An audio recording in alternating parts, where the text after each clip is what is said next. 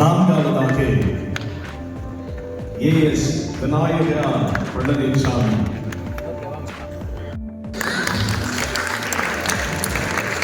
சாமாபுரம் விநாயக பழனிசாமி அவர்கள் ஏற்படுகிறது.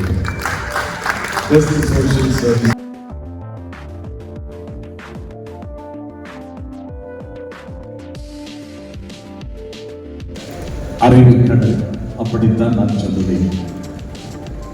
Father Jagan Gaspar அவர்கள் நம்முடைய மத்தியில் இருப்பது மிகுந்த மகிழ்ச்சி. அவர் பேசினால் யாரும் எழும்பி போகவே முடியாது. அவருடைய பேச்சு நம்மை கட்டி போடும். அப்படிப்பட்ட தந்தை அவர்கள் நம்முடைய அழைப்பை கேட்டு மகிழ்ச்சியோடு இந்த வேளையிலே வந்து அலங்கரித்துக் கொண்டிருக்கிறார்கள். தந்தை அவர்கள் இப்போது வந்து நல்ல ஒரு வாழ்த்துரையை வழங்கி விருது பெற்றவர்களை வாழ்த்தி, பெற இருக்கிறவர்களை வாழ்த்தி, அதன் பிறகு அவருடைய திருக்கரங்களினால் இன்னும் விருது வர இருக்கக்கூடியவர்களுக்கு விருதுகளை வழங்கி சிறப்பிப்பார்கள். எங்கே அரங்கு நிறைந்த கரகோஷத்தோடு அருந்தந்தை அவர்கள்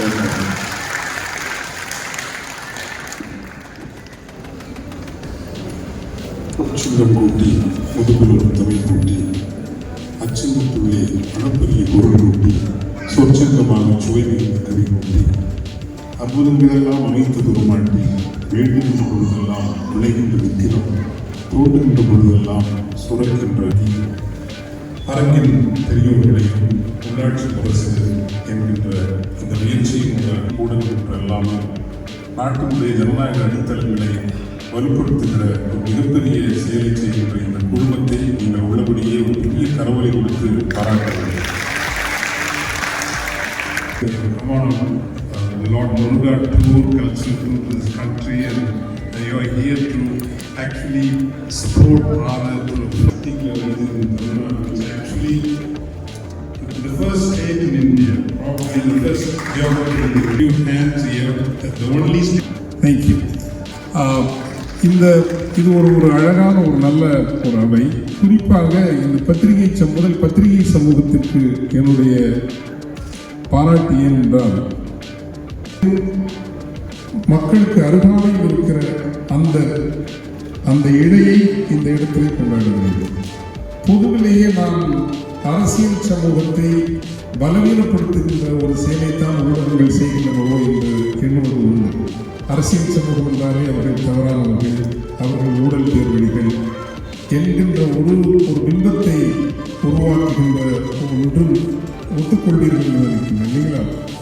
ஆனால் நான் சொல்கிறேன், இன்று நான் ஒரு ஃபாதர், மதம் விட கார்பரேட்டுகளில் இருக்கிறவர்களை விட அதிகமாக கொண்டாடப்பட வேண்டியவர்கள் அரசியல் சமூகத்தில் இருக்கிறவர்கள் தான் என்பது என்னுடைய தனிப்பட்ட கருத்து.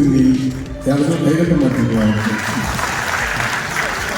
காரணம், அதுவும் அடிநிலை அரசியல் இருக்கிறவர்கள் நீங்கள் நம்ம பத்திரிகை நமக்கெல்லாம் பழக்கம். ஆனால் ஒரு நாளைக்கு 100 தொலைபேசி அழைப்பை நமக்காக அல்ல மற்றவர்களுக்காக என்னை பார்த்து வைக்கணும்னு கேட்டால் எனக்கு அது பெரிய சுமையாக தான் இருக்கும். வருகின்ற அழைப்புகள் எல்லாம் இங்கு இருக்கக்கூடிய இந்த சிறிய பத்திரிகைகள் நோக்கமாக இருக்கிறது என்பது எனது சிற்றறிவு. அந்த வகையில் எனக்கும் இந்த மேடையிலே ஒரு வாய்ப்பு கொடுத்த ரிச்சர்ட் ஆனந்த் அருமை நண்பர் அவர்களுக்கும், அவர் என்னை ஒரே ஒரு நாள் தொலைபேசியில் அழைத்து சொன்னார், அண்ணா நீங்கள் லண்டனிலிருந்து வந்திருப்பதை கேள்விப்பட்டு நீங்கள் ஒரு 10 எழுத வேண்டும் என்றார். நான் சொன்னேன், எழுதித்தர ஒன்றும் பிரச்சனை ஒன்றும் இல்லை. ஒரே முன்னால் நம்ம பத்திரிகைகளில் பார்க்கும்போது ஒன்று வலது அல்லது இடது அல்லது மையவாதம் என்பதற்கான இல்லை. ஆனால் இன்றளவும் என்னுடைய 37 ஆண்டுகளில் நான் மையவாத நிலைப்பாடை கொண்டு நான் பத்திரிகைகளை எழுதி கொண்டு வருகிறேன் என்பதையும், உள்ளாட்சி முரசு அப்படியான ஒரு நிலைப்பாட்டை எடுக்கிறது என்கின்ற காரணத்தினால் மட்டும்தான் நான் எழுதுகின்றேன். தொடர்ந்து பக்கசார்பு இல்லாமல் ஒரு பத்திரிகையை நடத்த முடியும் சிறிய அளவில் இருந்தாலும் இதுக்கு ஒரு உதாரணமாக இருக்கிறது. அந்த வகையில் என்னுடைய பங்களிப்பும் அதில் இருப்பது என்பது எனக்கும் தனிப்பட்ட மகிழ்ச்சி. மரியாதைக்குரிய சட்டமன்ற உறுப்பினர்கள் இருக்கின்ற காரணத்தினால் மற்றவர்கள் நேரத்தை எடுத்துக்கொள்ளாமல் எனக்கும் வாய்ப்பளித்தமைக்கு நன்றி கூறி உங்கள் அனைவரும் விரைவில் கொள்கிறேன்.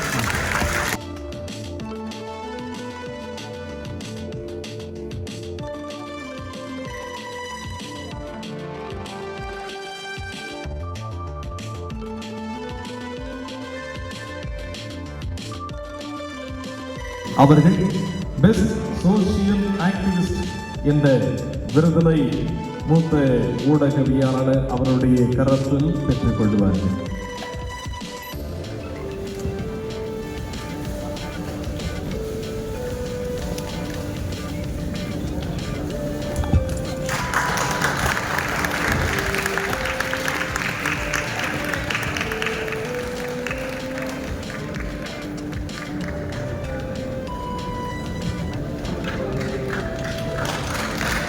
அடுத்த விருதை பெற வரும்படி எம் மணிமொழி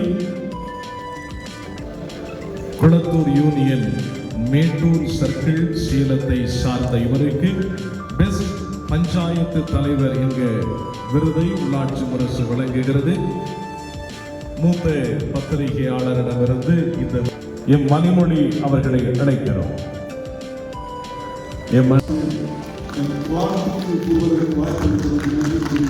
அதிகமாக தெரிகின்ற சக்திகளையும் தொட்டு நாம் அறிந்தோம். அலைபேசியை உங்கள் உள்ளம் திறந்திருக்கட்டும், மனம் இங்கு சொல்லப்படுவதை கவனித்து கேட்கட்டும்.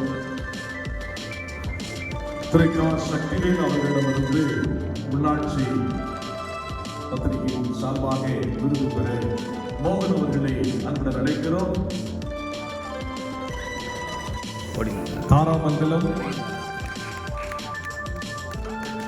முரசு பத்திரிகையின் பத்திரிகை ஆசிரியர், பத்திரிகையாளர், தொகுப்பாளர், நிருபர்கள் அனைவருக்கும் என்னுடைய வாழ்த்துக்களை காங்கிரஸ் பேரியக்கத்தின் சார்பாக தெரிவித்துக் கொள்கிறேன். உள்ளாட்சி அமைப்புதான் இந்த தேசத்தின் ஆன்மா என்று மகாத்மா காந்தியடிகள் சொன்னார். உள்ளாட்சி இல்லை என்றால் எந்த ஆட்சியும் இல்லை. ஆகையால் தான் நேற்றைய முன்தினம் 80வது பிறந்த நாள் விழா கொண்டாடிய மேலாள் பிரதமர், விஞ்ஞான யுக புரட்சியின் நாயகன் பஞ்சாயத்து ராஜ் என்ற சட்டத்தை கொண்டு வந்து வலிமையாக அதை நடைமுறைப்படுத்தினார். பஞ்சாயத்து ராஜ் தான் உள்ளாட்சி அமைப்புகளுக்கு அதிகாரம் கொடுக்கிறது.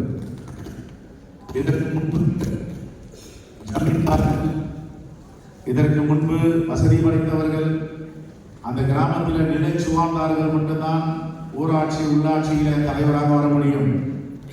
ஆனால் எளிய மக்களும் கடைக்குள்ளவனும் யாழ் எளிய மக்களும் குறிப்பாக பெண்களும் பச்சை பேனாவில் கையெழுத்திட முடியும் என்ற சட்டத்தை கொண்டு வந்தவர் தலைவர் ராஜீவ் காந்தி அவர்கள்.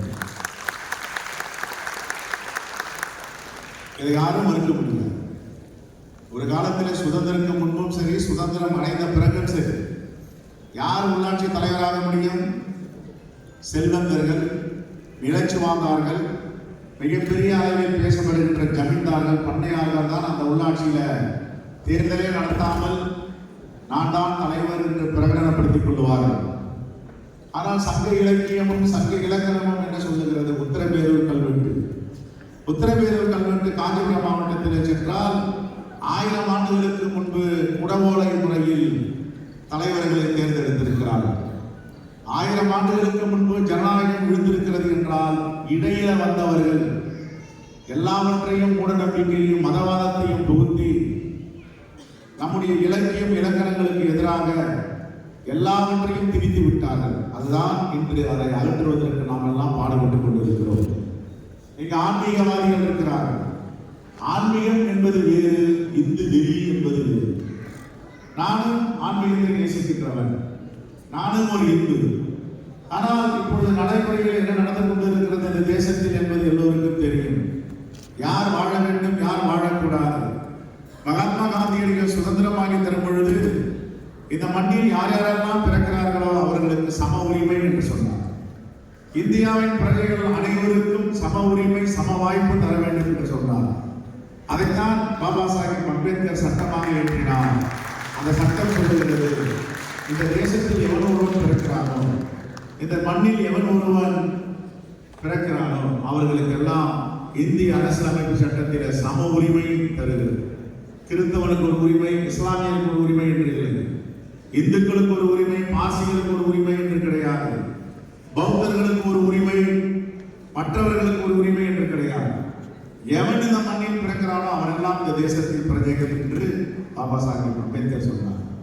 ஆனால் அதற்கு ஒரு படி மேலே போய் பார்த்தால் உலக நாடுகளில் இன்டர்நேஷனல் ஆக்ட் என்று சொல்லுகிறார்கள். வான்வெளியில் விமானத்தில் எந்த எல்லையில் எந்த நாட்டில் ஒரு குழந்தை பிறக்கிறதோ அந்த குழந்தையும் அந்த தேசத்தின் பிரஜையாக சிட்டிசனாக பெறுவதற்கு வாய்ப்பு இருக்கிறது என்று சட்டம் இடம்பெறுகிறது. நடந்து கொண்டிருக்கிறது 10 ஆண்டுகளாக. யார் இருக்க வேண்டும், யார் இருக்கக்கூடாது, யார் இந்த தேசத்தின் பிரஜைகள், யார் பிரஜைகள் இல்லாதவர்கள், இப்படியெல்லாம் ஒரு வெறுப்பு அரசியல் நடந்து கொண்டிருக்கிறது. இதையெல்லாம் உண்மையாக உள்ளாட்சி பிரசு உள்ளாட்சியில் மட்டும் இருக்கக்கூடாது, நல்லாட்சிக்கும் இங்கு வர வேண்டும். எல்லா கருத்துக்களையும் எழுத வேண்டும். உள்ளாட்சி இல்லை என்றால்,